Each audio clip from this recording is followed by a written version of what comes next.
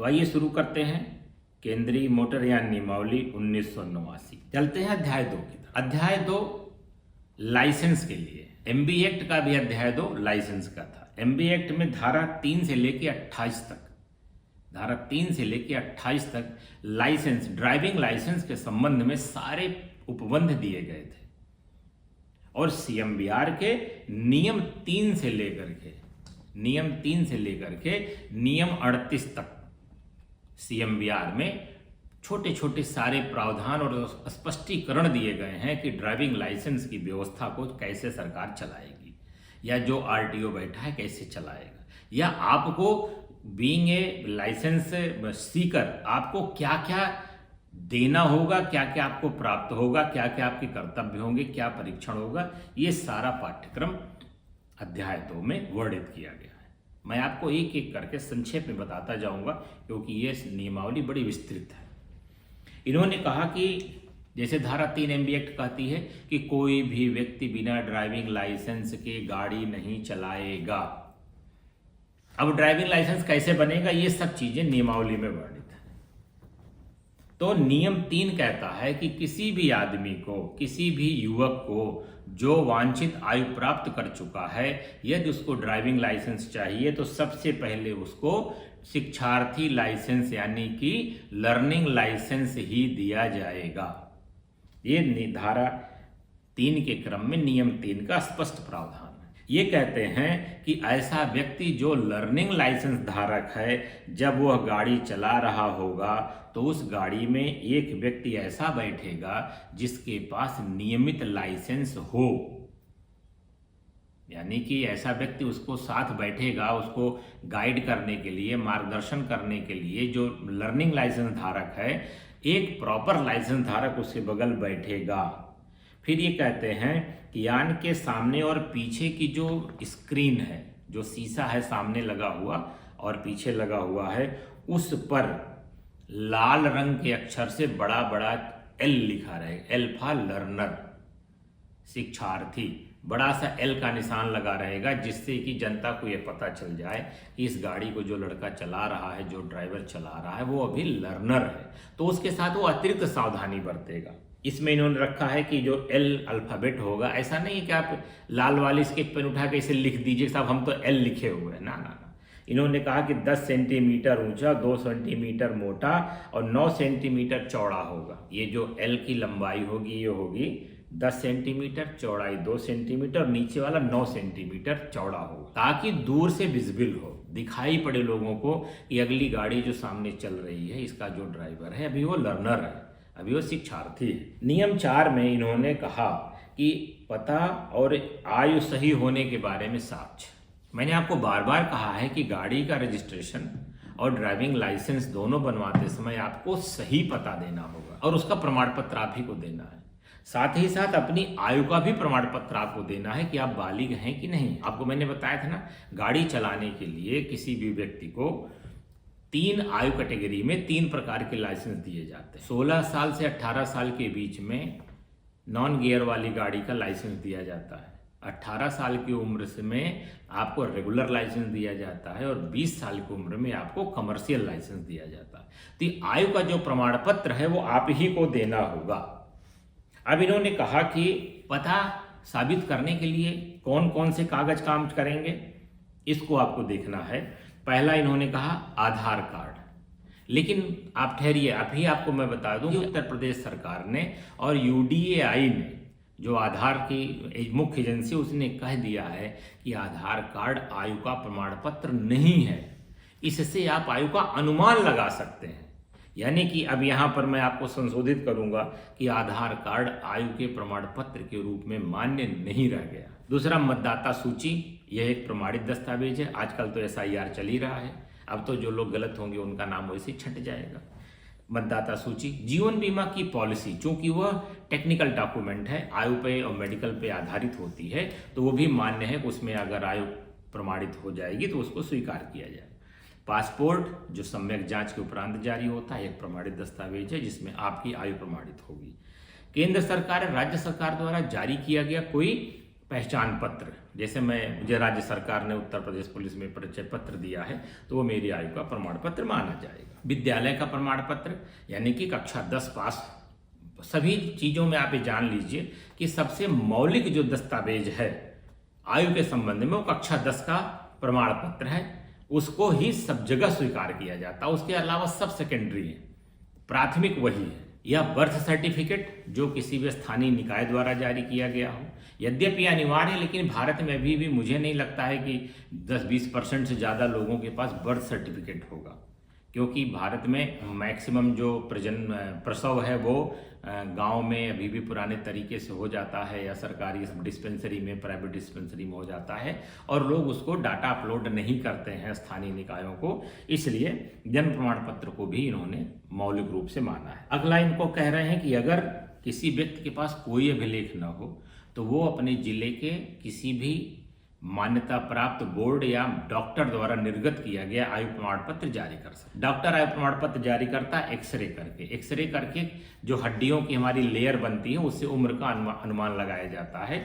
तो अगर किसी के पास कोई अभिलेख नहीं है तो वो डॉक्टर द्वारा जारी किया गया जन्म प्रमाण पत्र प्रस्तुत कर सकता है, जिसको कि स्वीकार किया जाएगा। इसी प्रकार इनका कहना है कि यदि विदेशी है कोई नागरिक, विदेशी नागरिक हो और भारत में उसकी कोई लीगल अटेंडेंस हो, जैसे मान लीजिए किसी देश काउंसलेट में तैनात किया गया हो या डिप्लोमेट तैनात किया गया हो और यहाँ डीएल लेना चाहता है, तो वह अपनी यहाँ पोस्टिंग का सबूत देगा, तभी उसको यहाँ ड्राइविंग लाइसेंस मिल सकता है। इनका कहना है कि इन सभी दस्तावेजों में अगर किसी भी प्रकार का भ्रम है, कोई कंफ्यूजन है, तो आप प्रथम श्रेणी के न्यायिक मजिस्ट्रेट द्वारा निर्गत या किसी नोटरी के समक्ष 10 रुपये के स्टाम्प पे किया गया घोषणा पत्र प्रस्तुत करेंगे तो वो भी स्वीकार किया जाएगा। ये आयु के संबंध में आपको बहुत क्लियर होना चाहिए कि आपका पता और आयु दोनों प्रमाणित करना आपका दायित्व है, तभी आपको ड्राइविंग लाइसेंस मिले। नियम 5 कहता है मेडिकल सर्टिफिकेट। तो मैंने आपसे बताया था कि MB एक्ट में प्रावधान है कि कोई भी व्यक्ति जो मेडिकली अनफिट है वो गाड़ी नहीं चला सकता है। मेडिकली अनफिट में मैंने कई क्राइटेरिया आपको बताई थी कि आंख से धुंधला दिखाई पड़ता है, कान में नहीं सुनाई पड़ता है, मेंटली कोई बीमारी है, फेट्स पड़ते हैं, या किसी भी प्रकार का डिप्रेशन या हाइपरटेंशन, इन सब चीज़ों की बीमारी हो, या हृदय गति की मरीज हो, गंभीर आपको हृदयाघात हो सकता है, गाड़ी चलाते चलाते पता लगा कि हार्ट अटैक कर गया, आप भी उसमें दुर्घटनाग्रस्त हुए, अन्य को भी मारे, तो ऐसी दशा में मेडिकल फिटनेस बहुत जरूरी है। तो नियम 5 कहता है कि कोई भी व्यक्ति जो ड्राइविंग लाइसेंस के लिए अप्लाई कर रहा है वह किसी मान्यता प्राप्त चिकित्सा व्यवसायी द्वारा निर्गत मेडिकल फिटनेस प्रमाण पत्र जरूर प्रस्तुत करेगा, उसके बिना हो नहीं सकता। लेकिन इन्होंने कहा कि मेडिकल प्रमाण पत्र की कुछ छूट इन्होंने दी है। छूट कब दी है? जब आपको लर्नर से कन्फर्म में बनाना हो। लर्नर में तो अनिवार्य है, लेकिन जब लर्नर से कन्फर्म ड्राइविंग लाइसेंस आपको दिया जाएगा तो मेडिकल जरूरत नहीं, उसमें आपको छूट दी जाती है। नियम 7 कहता है कि मेडिकल जो कागज बनेगा उस पे एप्लीकेंट की फोटो, और वो भी नवीनतम अद्यावधिक करंट फोटो पेस्ट की जाएगी, ताकि पता चल सके कि जो व्यक्ति अप्लाई कर रहा है वही मेडिकल कराया है। मित्रों, इतनी फोर्जरी करने वाले लोग बने हैं, आप देखिए, आपको पता होगा तमाम आतंकवादियों तक के ड्राइविंग लाइसेंस लोगों ने बनवा डाले, दलालों ने बनवा डाले। इसलिए सरकार को ये सब व्यवस्था बनानी पड़ती, प्रतिबंध करना पड़ता है। तो जो मेडिकल सर्टिफिकेट जारी होगा, नियम 7 कहता है कि उसके ऊपर उस व्यक्ति की फोटो चस्पा होगी, ताकि ये देखा जा सके कि जो व्यक्ति मेडिकल पास होके आया है वही एप्लीकेंट है। ऐसा तो नहीं कि मेडिकल में किसी फर्जी व्यक्ति को प्रस्तुत करके जारी करा लिया गया हो, और वह फोटो उस चिकित्सा अधिकारी द्वारा अटेस्ट किया जाएगा, हाँ मैंने इसी व्यक्ति का परीक्षण किया। नियम 8 कहता है कि ई रिक्शा या ई कार्ड चलाने के लिए यदि आप ड्राइविंग लाइसेंस के लिए अप्लाई कर रहे हैं तो आपको सरकार द्वारा अधिकृत किसी भी संस्था से न्यूनतम 10 दिन का ट्रेनिंग सर्टिफिकेट प्रस्तुत करना होगा। ट्रेनिंग सर्टिफिकेट इस बात का कि आपको इलेक्ट्रॉनिक व्हीकल ईवी चलाने की आपको ज्ञान है, ईवी की प्रोसीजरल ज्ञान है, उसकी वायरिंग कैसे है, उसकी स्टार्टिंग कैसे है, उसकी गियरिंग, उसका ब्रेकिंग सिस्टम कैसा है, इसकी आपको जानकारी होनी जरूरी है, क्योंकि वो ऑटोमोबाइल थोड़ा डिफरेंट है। तो नियम 8 में यह कंपल्सन दिया गया। बाकी और किसी में सर्टिफिकेट अभी नहीं चाहिए, इसमें आपको चाहिए। नियम 9 कहता है कि खतरनाक और डेंजरस माल का परिवहन करने के लिए किसी भी व्यक्ति को न्यूनतम ट्रेनिंग और भाषा की समझ बहुत जरूरी है। भाषा की समझ का बहुत सीधा हिसाब मैं आपको बता दूं कि उस व्यक्ति को अंग्रेजी भाषा का सामान्य ज्ञान होना चाहिए, क्योंकि जो डेंजरस और हैजार्डस माल है, सब्सटेंसेस हैं, इनका परिवहन, इनका प्रोडक्शन, इनका डॉक्यूमेंटेशन सब मैक्सिमम इंग्लिश भाषा में होता है। इसलिए नियम 9 में यह कहा गया है कि न्यूनतम ट्रेनिंग किस बात की?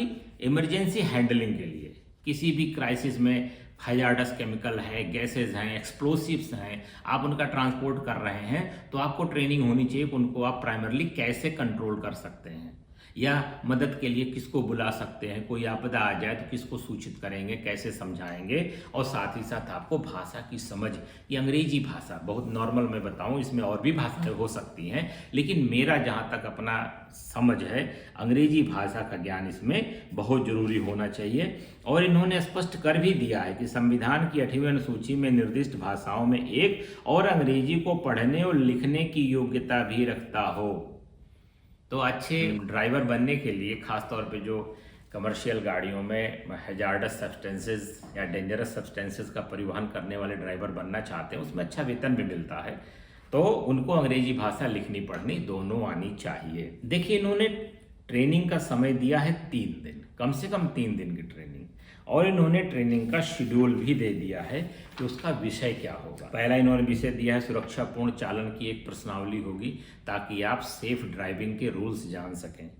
दुर्घटना के कारण आंकड़े, चालक की शारीरिक स्वस्थता, कार की कंडीशन, ब्रेक लगाने की औसत दूरी का आकलन करना, नेशनल हाईवे पे गाड़ी चलाने की सावधानियां, सड़क और फुटपाथ पार करने की सावधानियां, रेलवे क्रॉसिंग, मौसम के अनुसार ड्राइविंग की प्रैक्टिस, आगे पीछे, आमने सामने, दाहिने बाएं से होने वाले एक्सीडेंट से बचाव, रात में गाड़ी चलाना, इसको कैसे कर सकते हैं। इसके साथ ही साथ उनको इन सब विषयों से संबंधित वीडियोस दिखाए जाने चाहिए ट्रेनिंग सेंटरों पे। फिर ये कहते हैं कि जो उच्च स्तरीय चालन क्षमता और प्रशिक्षण है, स्पेशलाइज्ड, जिसके बारे में बात हुई, उसमें है कि गाड़ी चलने से पहले आपको बताया जाए एक चेकलिस्ट क्या होनी चाहिए, कि अगला पिछला भाग कैसा है, माल की लदान कैसी है, माल की लोडिंग कैसी है, कवर किया गया है नहीं कवर किया गया है, चालन के दौरान स्पीड वेरिएशन, ब्रेक कैसे लगाए जाएं, क्योंकि हैजार्डस सब्सटेंस है ना, अचानक ब्रेक नहीं लगा सकते आप। पता लगा टैंकर है, पलट गया, फट गया, किलोमीटरों में जहरीली गैस फैल गई, एसिड फैल गया, पेड़ पौधे जल गए, आदमी मर गए, पशु पक्षी मर गए, तो ऐसे में इन सब चीज़ों की ट्रेनिंग उसको कराई जाएगी।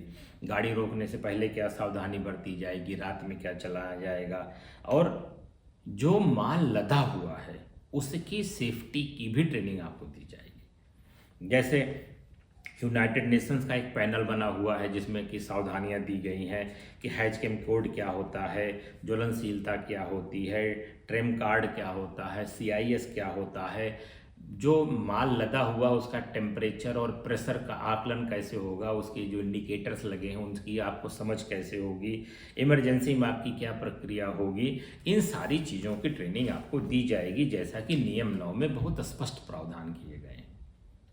साथ ही साथ ये प्रावधान करते हैं कि ऐसा जो भी ड्राइविंग लाइसेंस धारक होगा, वह व्यक्ति जिन जगहों पर निवास करता है उन जगहों का स्पष्ट रूप से उल्लेख किया जाएगा कि गाड़ी कहाँ कहाँ हाल्ट करेगी, कहाँ उतारेगी, कहाँ। ऐसा नहीं है कि बीच आबादी में रोक करके और चाय पी करके ड्राइवर साहब सो रहे हैं और कोई घटना हो गई, ब्लास्ट हो गया, हजारों लोग मरे। इन सब चीज़ों की सावधानियां भी ड्राइविंग लाइसेंस की ट्रेनिंग के दौरान उनको दी जाए। अब नियम 10 कहता है कि लर्नर लाइसेंस की एप्लीकेशन कैसे होगी, कैसे अप्लाई किया जाएगा। आप जानते हैं ये फेसलेस सर्विस है। आप परिवहन पोर्टल पे जा करके अपने संबंधित जिले के RTO को ऑनलाइन फॉर्म आप भर सकते हैं। इससे आपकी लर्नर लाइसेंस आपको मिल जाएगी। इसमें जो फीस है वो फीस तो जमा होगी। आप जानते हैं, मैंने आपसे बताया था कि MB एक्ट में हर सेवा की फीस आपको देनी है, जैसा कि एक्ट की धारा 81 में प्रावधान किया गया। अब देखिए 2021 में एक अध्याय जोड़ा गया, एक नियम जोड़ा गया। पहले ये नियम नहीं था। ये नियम कहता है कि लर्नर अनुज्ञप्ति यानी कि लर्नर लाइसेंस देने के लिए आरटीओ को यह विश्वास होना चाहिए कि आप इसके पात्र हैं, आप इसके पात्र हैं। ऐसा नहीं है कि आप मेडिकल भी फिट हैं और 18 साल के भी हो गए हैं, आपने फीस भी जमा कर दी है, फार्म भी भर दिया है, ट्रेनिंग भी ले ली है, तो आपको हर हालत में लाइसेंस दिया जाएगा। ना ना ना, आपकी पात्रता नियम 11 में प्रावधानित कर दी गई है। नियम 11 में जो प्रावधान दिए गए हैं मैं आपको सुनाता हूं, आप देखिएगा कि इसमें से हम आपको कितना ज्ञान है। मैंने आपसे कहा एमबी एक्ट एक ऐसा अधिनियम है जिसमें अधिकार से पहले कर्तव्य की बात है, पुरस्कार से पहले दंड की बात है। ये कर्तव्य आधारित है। इसमें हर वाहन चालक को कर्तव्य का पालन अपने पहले करना चाहिए, अधिकार तो बाद में तय होगा। ये कोई जीवन की स्वतंत्रता जैसा मौलिक अधिकार नहीं है, ये कर्तव्य आधारित है। इसमें आपको कर्तव्य, देखिए क्या क्या कर्तव्य इन्होंने तय किए हैं, जिसको देखेंगे आप तो आपको खुद आश्चर्य होगा। इन्होंने कहा कि धारा 118 के तहत बनाए गए मोटर ड्राइविंग रेगुलेशन सन 2023 का पूरा ज्ञान होना चाहिए। इसमें कुल 40 नियम हैं और इन 40 नियमों के बारे में हमने शुरुआत में अपने बहुत सारे वीडियोस के माध्यम से धारावाहिक रूप से आपको पढ़ाया है। यानी कि किसी भी व्यक्ति को जो लर्निंग लाइसेंस के लिए अप्लाई कर रहा है उसको मोटर ड्राइविंग रेगुलेशन सन 2023 का पूरा ज्ञान होना चाहिए, अक्षरशः वो पढ़ा रहे हैं।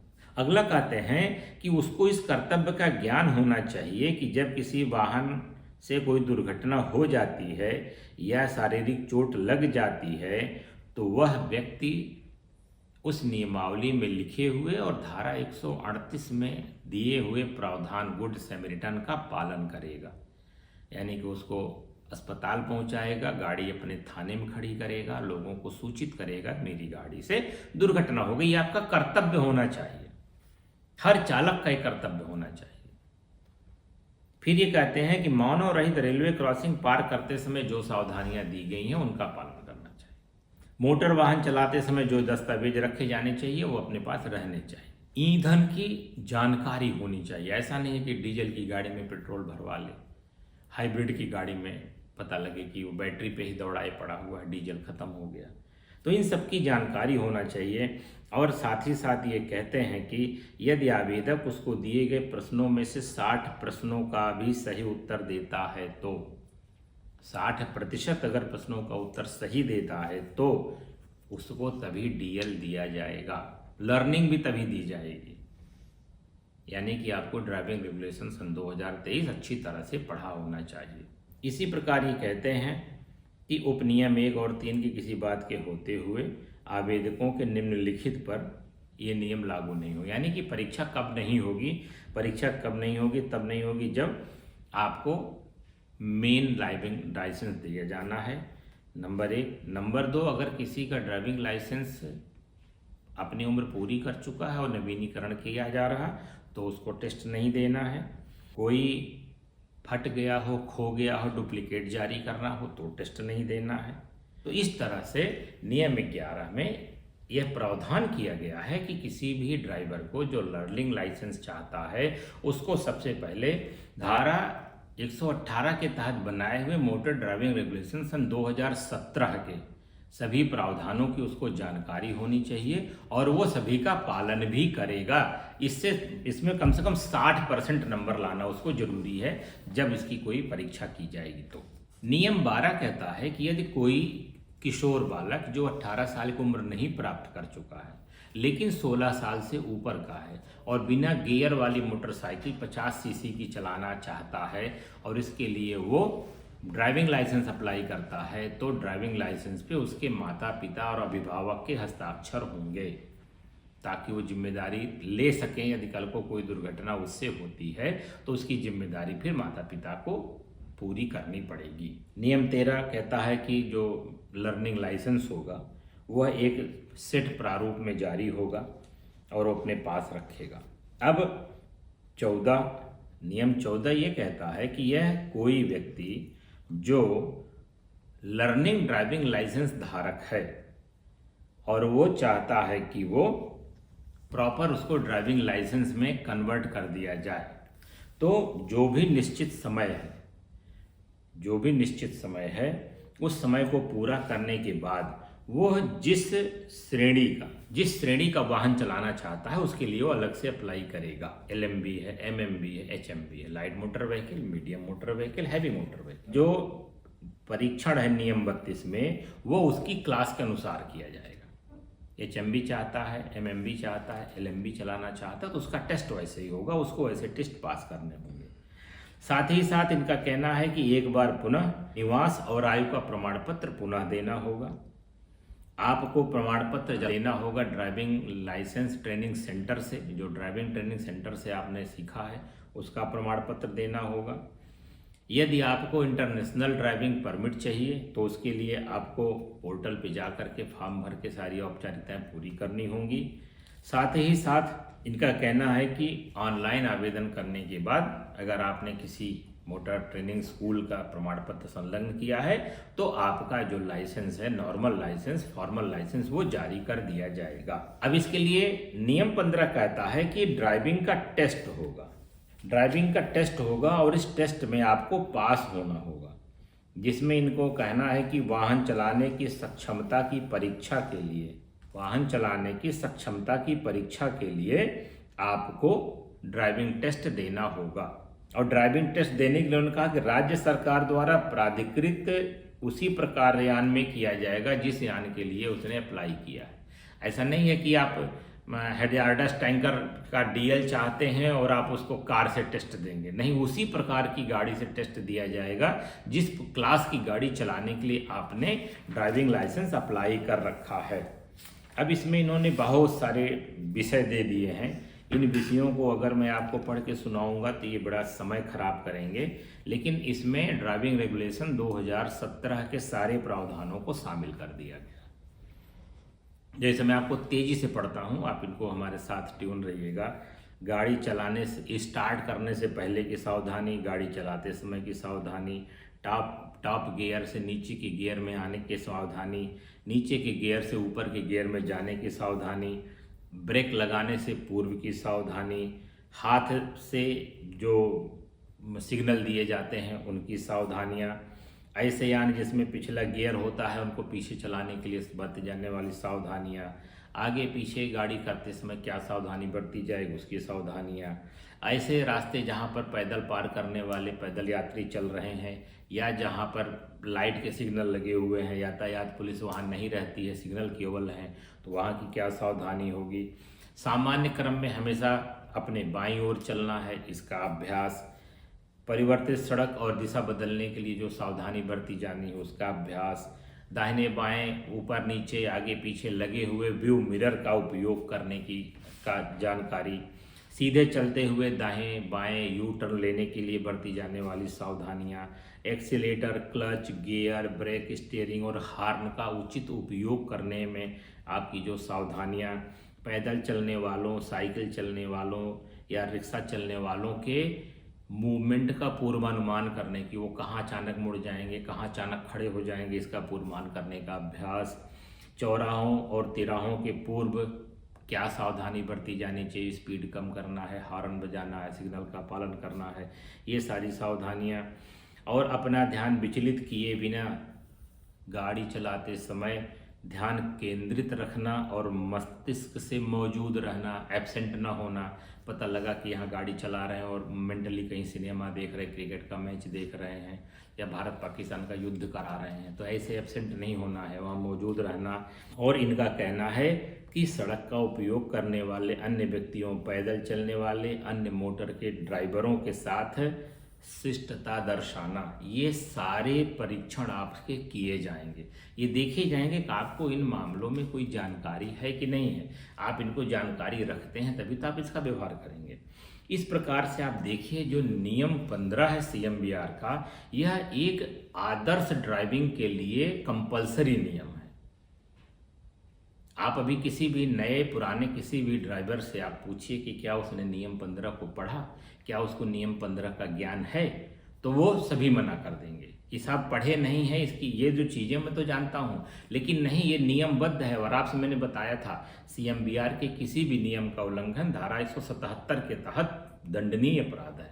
यदि आपको मैंने जो सावधानियां बरती हैं, अगर इनका आप उल्लंघन करते हैं तो आप दंड पा सकते हैं। ऐसा नहीं है कि यूं ही लिखा गया है, हर कानून के पीछे दंड की शक्ति लगी रहती है, तब जाके आपका इन्फोर्समेंट होता है। नियम 16 कहते हैं कि ड्राइविंग लाइसेंस का एक सेट पैटर्न होगा और वही पैटर्न ई प्रारूप भी होगा, यानी कि नेट पे वही दिखाई पड़ेगा और वही आपको प्रिंट आउट में मिलेगा। ऐसा नहीं है कि किसी भी कागज़ पे कुछ भी छाप के आप DL बना लीजिए ना, उसका सेट पैटर्न होगा और पूरे भारतवर्ष में वही पैटर्न माना जाएगा। इसी प्रकार कह रहे हैं कि नियम 17, यदि ड्राइविंग लाइसेंस में कोई चेंज करना हो तो इसकी ऑनलाइन अप्लाई करिए, फेसलेस सर्विस करिए, जो चीज़ परिवर्तन करना चाहते हैं उसका प्रमाण पत्र दीजिए और उसका फीस जमा करिए।